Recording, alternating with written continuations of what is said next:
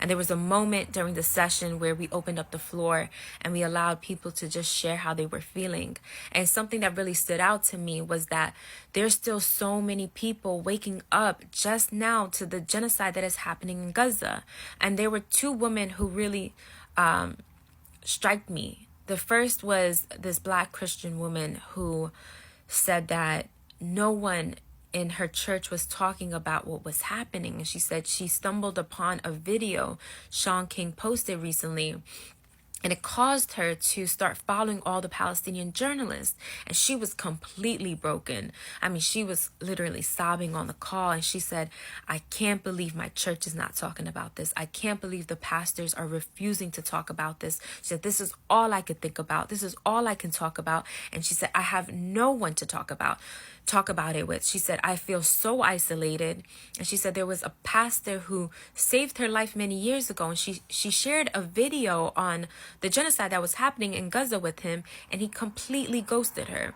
And now she's having this crisis of faith. There was this Russian-Ukrainian woman who said when the Ukraine and Russia war started, she was completely broken. Like, her soul was broken. But she said what's happening in Gaza has completely broken her heart. And she started recently following all the Palestinian journalists, and she said, my God, these people are not terrorists. And she shared this story about how recently she was taking a nap, and she was woken by this pro-Palestinian protest that was happening outside. And she said she leaped out of bed and she put on her clothes and she rushed to join the protest. And as she was running to catch up, she was thinking to herself, oh my God, I'm so late. I'm so late. And it was so powerful. It was such a metaphor. It was so poetic. And she just looked at the camera and she said, I'm so sorry I'm late, but I'm here right now.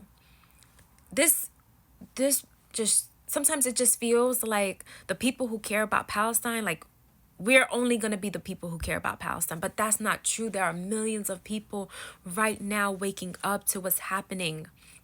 And it's like, just as we feel down and we fall into despair, there are going to be millions of people who are going to be outraged, and they are going to come and propel us forward. They're going to bring this energy up.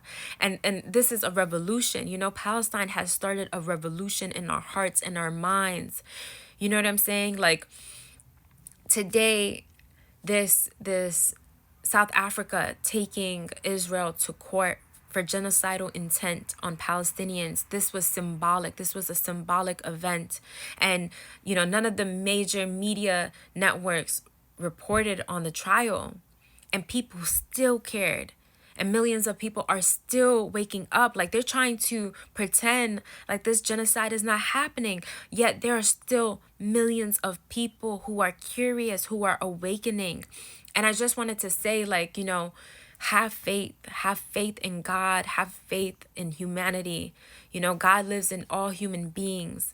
So we gotta just trust that, like, humanity is awakening in the population and everybody. And, like, this revolution will take turns, and we gotta be in it for the long haul, to see a free Palestine, to see a free world, to see free people.